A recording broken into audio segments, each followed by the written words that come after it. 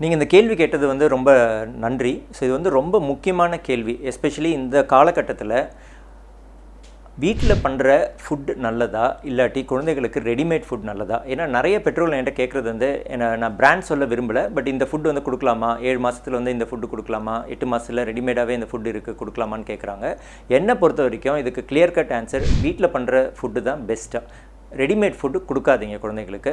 அது என்ன காரணம்னா, ரெடிமேட் ஃபுட்டில் வந்து சுகர் கண்டென்ட்லாம் ரொம்ப ஜாஸ்தி.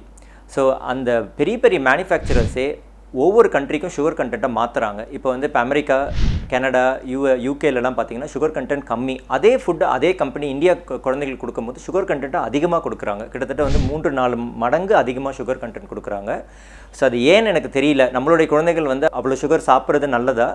ஏன்னா வந்து சுகர் இந்த குழந்தைங்களுக்கு கொடுக்கும் போது பிற்காலத்தில் அவர்களுக்கு வந்து உடல் பருமன், ஒபிசிட்டி, டயபெட்டிஸ், ஹைப்பர் டென்ஷன் இந்த மாதிரி நிறைய பிரச்சனைகள்லாம் வரலாம்.